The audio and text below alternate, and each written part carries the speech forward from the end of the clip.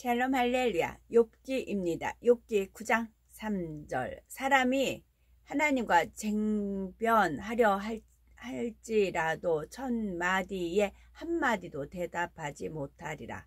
스스로 강팍히 하여 그를 거역하고 형통한 자가 누구이랴. 쟁변하다는 말은 다투어 변론하다라는 뜻입니다. 피조물인 우리는 감히 창조주 하나님과 쟁변할 수 없으며 하나님 앞에 오직 순종과 경외만이 있어야 합니다. 하나님은 우리를 만드신 창조주이시며 빛 자체이시고 완전한 분이시며 공의로운 분이시기 때문이지요. 한낱 피조물에 지나지 않는 사람이 하나님의 1000마디에 한마디도 대답하지 못하는 것은 너무나 당연한 말씀입니다. 그런데 욥은 하나님의 지혜에 대해 깊이 알고 있는 것은 아니었습니다. 단지 하나님은 지혜롭고 힘이 강하시기에 독재자처럼 마음대로 자신의 자녀들과 재물을 다 걷어 가셨고 질병의 고통까지 주셨다고 생각하고 있었지요. 이렇게 모든 것을 걷어가신 하나님 앞에 욥 자신은 아무 말도 할 수가 없다는 것입니다. 우리는 하나님의 지혜가 얼마나 깊고 오묘한지 압니다. 하나님께서는 인간이 범죄하여 사망으로 갈 것을 아셨고 이 문제를 해결하기 위해 속죄의 제물로서 예수님을 만세 전에 예비하셨습니다. 원수마귀 사단은 예수님을 죽이기만 하면 자신이 아담에게서 넘겨받은 권세를 영원히 가질 줄 알고 악인들을 사주하여 예수님을 십자가에 못 박았습니다. 바로 여기에 하나님의 지혜가 있었지요. 예수님을 죽임으로써 원수마귀 사단은 오히려 자기 꾀에 넘어가 스스로 하나님의 섭리를 이루는 도구가 되고 만 것입니다. 예수님은 원죄도 자범죄도 없으니 죽임 당하실 이유가 없었습니다. 그런데도 원수 마귀는 죄 없으신 예수님을 죽였으니 이로써 죄의 싹은 사망이라는 영계의 법을 어긴 것입니다. 원수 마귀는 법을 어긴 대가로 자신의 권세 곧 사람을 주관하고 사망을 주장하는 권세를 내놓을 수밖에 없게 되었지요. 예수님은 십자가에 달려 죽으셨지만 죄가 없으심으로 사망 권세를 깨뜨리고 부활하셨고 이러한 주님을 믿는 사람마다 구원을 얻을 수 있게 된 것입니다. 이처럼 원수마귀 사단의 진을 분쇄하고 사망 권세를 깨뜨려 버리신 것은 하나님의 지혜요 하나님의 강한 힘입니다.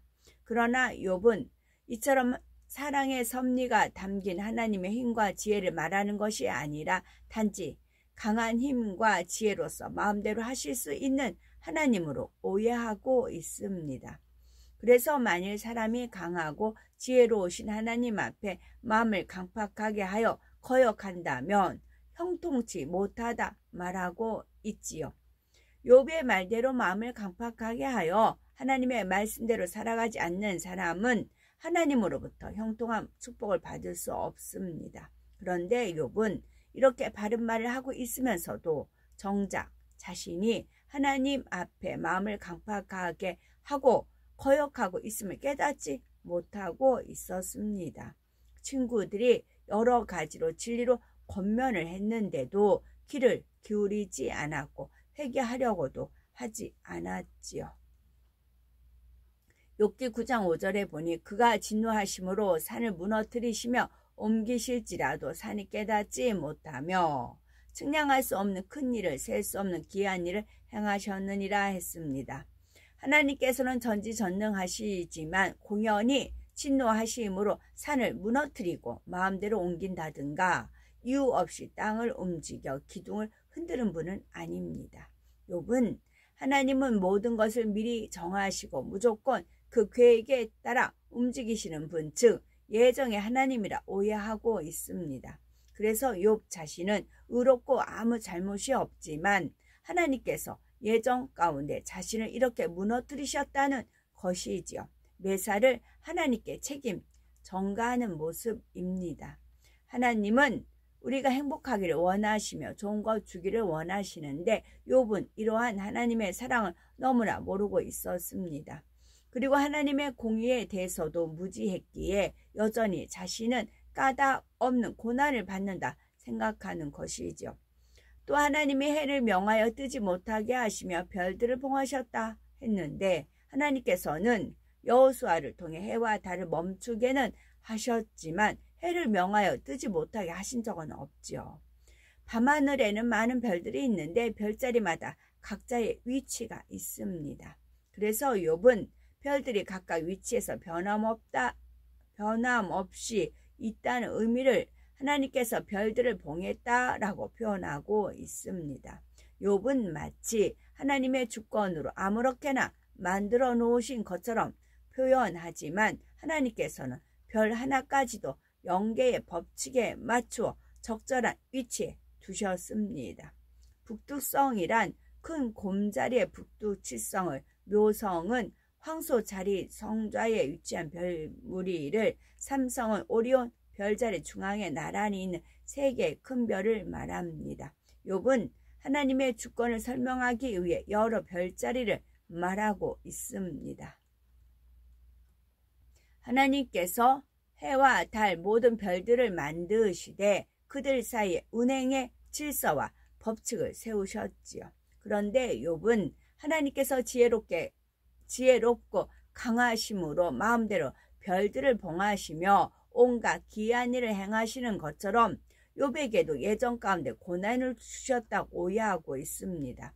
이처럼 욥이 알고 있는 하나님은 예정의 하나님이요 두려운 하나님이시요 독재자 같은 하나님이었습니다. 그러나 우리는 예정하시는 하나님이시요 사랑의 하나님이시요 공의로우신 재판관임을 알아야 합니다. 예정론에서는 하나님께서 이미 인류 역사와 인생의 생사화복 등 모든 것을 정해 놓으셨기 때문에 우리의 구원 역시 이미 정해져 있다고 주장합니다. 그래서 한 번 구원받았다고 정해지면 이것이 끝까지 유효하다고 말하지요. 반대로 예정이란 하나님께서는 모든 것을 미리 아시기 때문에 그에 맞추어 모든 것을 정해 놓으셨다는 것입니다. 만일 욥의 말처럼 예정의 하나님이시라면 모든 사람의 구원의 여부는 이미 정해져 있기 때문에 구원받기 위해 노력할 필요가 없습니다. 그러나 하나님은 자신의 뜻에 따라 무조건 정해놓은 대로 행하시는 분이 아닙니다. 그렇다면 인간에게 자유의지를 주실 이유가 없지요. 구원받을 사람을 미리 선택한 것이 아니며 누구든지 자유의지 가운데 구원의 테두리 안에 들어오면 구원받을 수 있도록 정해놓으신 예정의 하나님임을 알아야 합니다. 남방의 밀실이란 본문에서 남방의 밀실이란 이 땅 어딘가에 실제로 존재하는 장소가 아닙니다. 욥이 볼 때 북쪽보다는 남쪽이 따뜻하고 꽃도 많이 핍니다. 또 남쪽에서 훈훈한 바람이 불어오니 욥은 아마도 남방에는 풍요롭고 아름다운 밀실이 있나 보다 라고 생각했던 것이지요. 그래서 하나님께서 남방의 밀실을 만드시고 측량할 수 없는 큰 일을 셀 수 없는 기이한 일을 행하신다고 표현한 것입니다. 성경을 보면 애굽에 내린 열재앙을 비롯하여 홍해가 갈라지고 여리고성이 무너지는 등 하나님께서 행하신 기이한 일들이 많이 볼 수 있습니다. 인간 경작이 시작된 이후 지금까지 하나님께서 행하신 기이한 일들은 얼마나 많이 있겠는지요. 이 시대에도 수많은 기사와 표적, 희한한 일과 기이한 일들을 펼쳐주십니다. 이는 하나님이 예정 가운데 마음대로 주관하시는 것이 아니라 정확한 질서와 공의 그리고 사랑 가운데 이루신 것입니다. 그러나 욥은 예정의 하나님이라 오해하고 있기에 자신 역시 하나님의 예정 속에 들어가 아무 이유도 없이 고통을 받고 있다고 생각하고 있습니다. 그러니 자신의 잘못을 발견하지도 못하고 회개하지도 못하는 것입니다. 욥기 9장 11절 그가 내 앞으로 지나시나 내가 보지 못하며 하나님이 빼앗으시면 누가 막을 수 있으며 무엇을 하시나이까 누가 물을 수 있으랴 했습니다. 욥은 하나님이 본인 앞에 지나가셔도 알지 못하고 느끼지도 못한다 말하지만 그렇지 않습니다. 우리가 마음문을 열고 예수 그리스도를 구세주로 영접하며 성령을 선물로 받게 됩니다. 성령을 받은 사람이라면 하나님께서 임재하실 때 느끼고 깨달을 수 있습니다. 성령 시대인 지금은 하나님께서 직접 임재하시는 일은 적지만 성령의 역사를 통해 하나님을 느끼게 해 주십니다. 무엇보다도 구원의 확신이 생기고 기도의 응답을 체험하니 기쁨과 소망이 넘칩니다. 성령님도 누구보다도 우리와 가까이 계셔서 말할 수 없이 따뜻한 사랑으로 안아주시며 세상이 줄 수 없는 기쁨과 평강을 부어주시지요. 성령이 충만히 역사하시면 방언의 은사도 임하고 유창한 방언도 합니다. 성령의 불세례가 임하며 뜨거움도 느끼며 치료도 받고 각종 은사도 받는 등 영적인 체험도 하지요. 말씀 안에 살아가는 만큼 성령의 역사 가운데 진리와 비진리를 구분할 수 있는 분별력이 생겨납니다. 또한 우리는 하나님의 자녀가 되었기 때문에 하나님께서 불꽃 같은 눈동자로 지켜 보호하여 주시며 우리의 머리털까지 세신다는 것도 알고 있지요. 이처럼 우리는 하나님께서 지나가시며 즉 성령이 역사하면 느끼고 깨달을 수 있습니다. 그러나 욥은 이러한 체험이 없고 느껴본 적도 없기 때문에 그가 내 앞으로 지나가셔도 보지 못하며 깨닫지 못한다 라고 말하고 있지요. 욥은 또한 하나님이 자신의 자녀와 재물과 건강을 다 빼앗아 가져갔으니 나쁜 하나님이라고 말하고 있습니다. 그렇지만 그 하나님에 대해 하나님 어떻게 이처럼 막무가내로 빼앗아 가실 수 있습니까? 라고 물을 수도 없다고 원망하는 것이지요. 그러나 하나님께서는 자녀들의 것을 빼앗아 가시는 분이 아닙니다. 구하면 주시고 찾으면 찾게 해 주시고 두드리면 열어 주신다고 약속하셨는데 욥은 정반대의 말을 하고 있습니다. 하나님께서는 자녀들이 큰일이든 작은 일이든 하나님께 묻기를 원하시며 하나님의 응답을 받아 형통하기를 원하십니다. 사랑하는 자녀들에게는 꿈이나 환상, 성령의 음성, 영감으로 교통을 이루며 역사해 가시지요.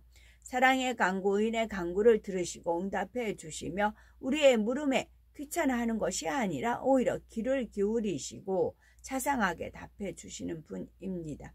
시편 145편 18절에 여호와께서는 자기에게 간구하는 모든 자, 곧 진실하게 간구하는 모든 자에게 가까이 하시는 도다 말씀한 대로 하나님께서는 중심으로 사모하고 구하는 사람에게 반드시 응답하십니다. 더구나 오늘날은 구약시대와 달리 성령을 물붓듯이 부어주시는 마지막 때이기에 성령 받은 하나님의 자녀들은 누구나 성령의 음성을 듣고 하나님의 뜻대로 인도를 받을 수가 있지요.